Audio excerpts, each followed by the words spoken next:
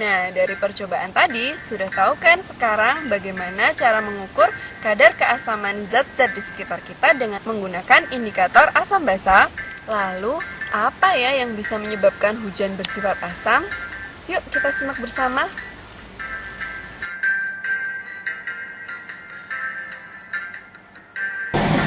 Penyebabnya ada dua hal, yang pertama secara alami dan yang kedua karena aktivitas manusia.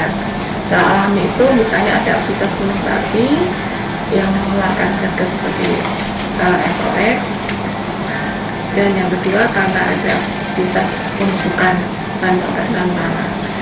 Dan untuk aktivitas manusia misalnya karena ada pembakaran dan bakar fosil dan aktivitas pembangunan.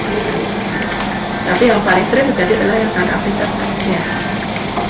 Hujan asam disebabkan oleh belerang atau sulfur yang merupakan pengotor dalam bahan bakar fosil serta nitrogen di udara yang bereaksi dengan oksigen membentuk oksida sulfur atau SOx dan oksida nitrogen atau NOx.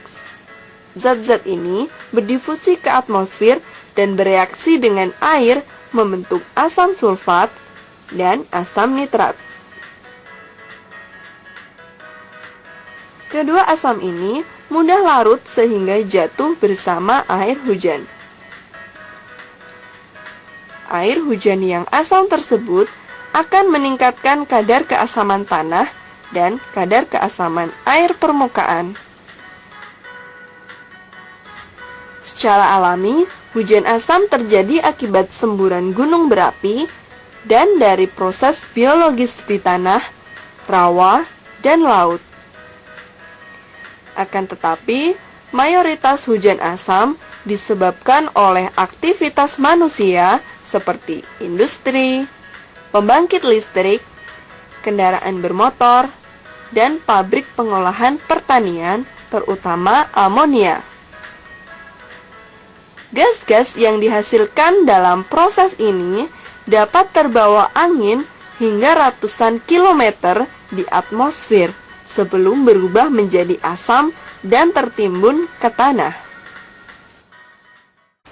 Dari tayangan tadi sudah tahu kan sekarang penyebab dari hujan asam? Ternyata penyebabnya itu bisa dari faktor alami maupun karena aktivitas manusia. Gas-gas yang dihasilkan dari proses tadi dapat bercampur dengan uap air dan menjadi hujan asam.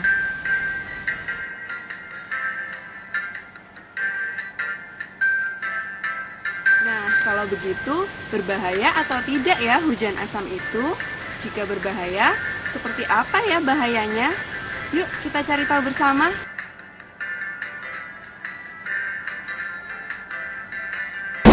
Ya, akibatnya sangat kompleks karena air itu bersifat asam.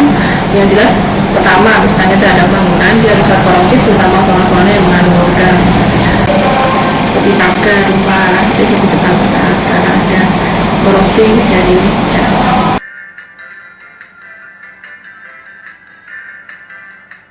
Bagi tanaman, begitu air asam mengenai tanaman berdasarkan fungsi fisiologis tanaman juga akan mengganggu penyerapan saudara tanaman yang dari tanah.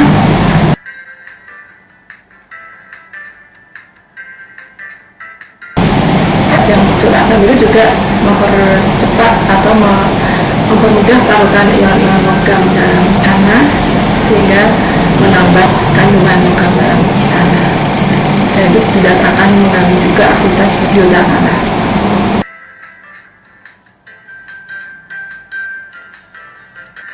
Manusia, kalau misalnya hujan asam itu merekrut dan berdasarkan interaksi pada kulit secara langsung. Kalau jangka panjang, jelas itu juga akan mempengaruhi fisiologis manusia, organ manusia kalau misalnya dia sering minum air yang berasam. Nah, untuk mengetahui efek hujan asam terhadap benda-benda di sekitar kita, kita dapat melakukan percobaan sederhana loh. Mau tahu caranya?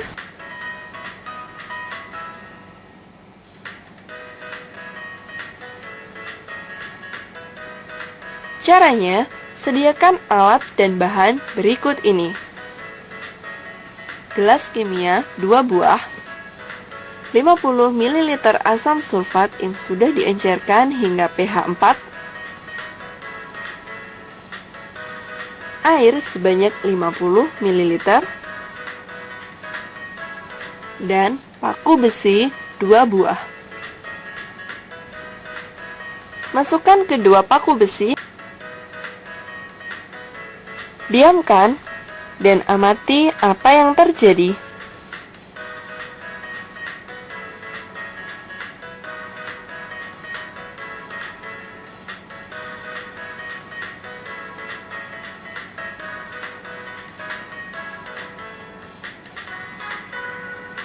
Ternyata, paku dalam gelas yang berisi asam sulfat mengalami pengkaratan karena larutan asam tersebut bereaksi dengan besi pada paku.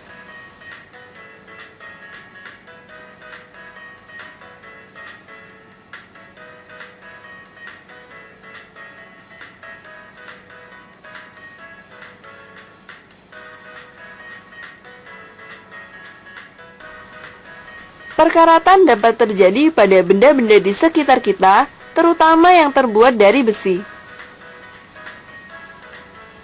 Perkaratan atau yang disebut dengan korosi merupakan fenomena kimia pada bahan-bahan logam yang pada dasarnya merupakan reaksi logam menjadi ion pada permukaan logam yang kontak langsung dengan permukaan berair atau oksigen. Keberadaan zat-zat kimia yang bersifat korosif merupakan faktor lingkungan yang mempercepat pengkaratan.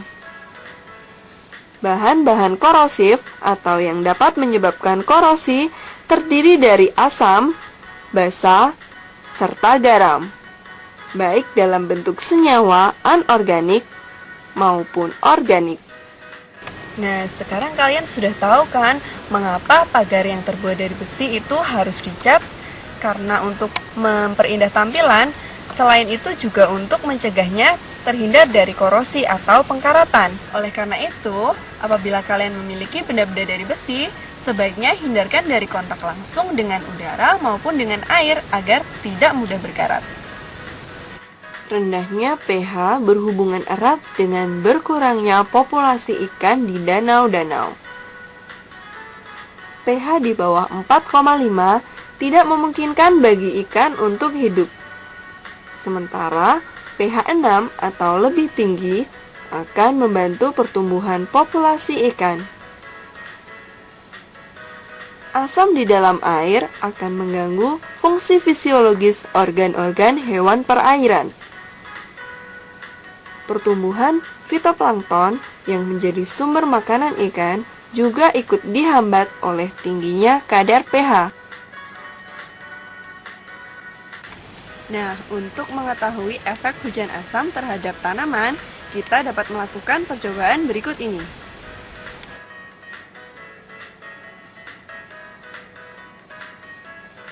Caranya, sediakan alat dan bahan berikut ini. 2 buah tanaman pacar air,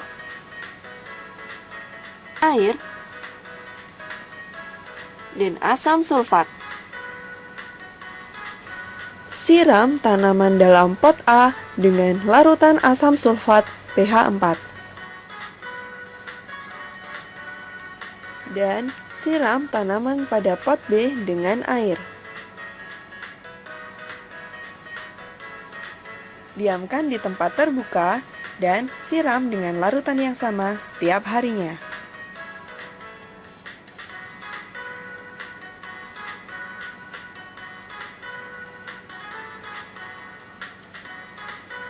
Ternyata, setelah hari ke-15, terjadi perubahan pada pot A.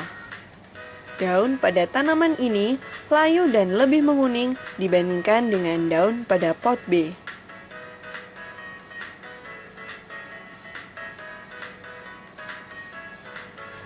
Dari percobaan ini, kita dapat lihat bersama efek yang terjadi pada tanaman akibat terkena asam sulfat atau asam yang terkandung di dalam hujan asam.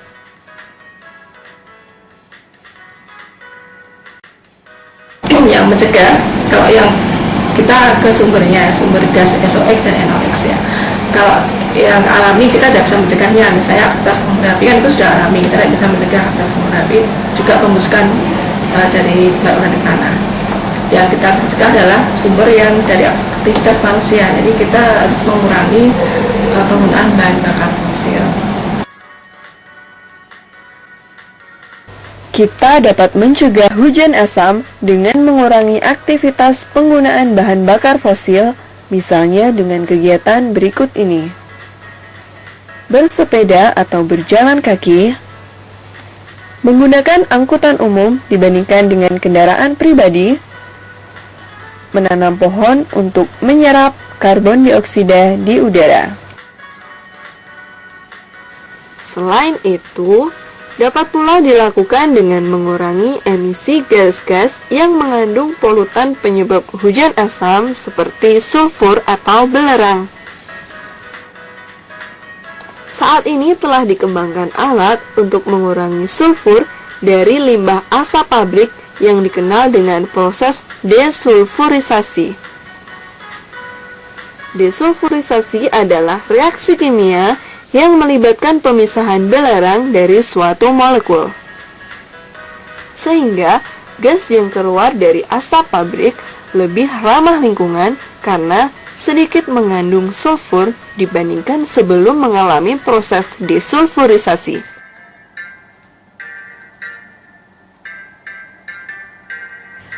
Dua macam perubahan wujud yang terjadi pada proses hujan, yaitu evaporasi atau penguapan dan kondensasi atau pengembunan. Perubahan wujud ini terjadi akibat peran kalor. Kalor dapat menyebabkan perubahan wujud dan perubahan suhu suatu zat. Sebagaimana persamaan berikut, jumlah kalor adalah massa zat dikalikan kalor jenis zat dikalikan perubahan suhu zat. Dalam proses peleburan, jumlah kalor adalah massa zat dikalikan kalor lebur zat. Sementara dalam proses penguapan, jumlah kalor adalah massa zat dikalikan dengan kalor uap zat. Perubahan wujud yang dapat terjadi diantaranya membeku, mencair, menguap, mengembun, menyublim, dan menghablur. Kemudian yang dimaksud dengan hujan asam adalah hujan yang memiliki pH di bawah 5,6 akibat bercampur dengan gas-gas yang mencemari lingkungan seperti oksida sulfur dan oksida nitrogen. Keduanya bercampur dengan uap air di atmosfer membentuk asam sulfat dan asam nitrat. Kedua asam inilah yang menyebabkan hujan asam. Hujan asam dapat memberikan dampak yang berbahaya bagi kehidupan makhluk hidup, serta merugikan manusia karena bersifat korosif atau mempercepat proses pengkaratan. Nah, itu tadi tayangan mengenai hujan asam. Semoga tayangan ini bermanfaat dan selamat belajar.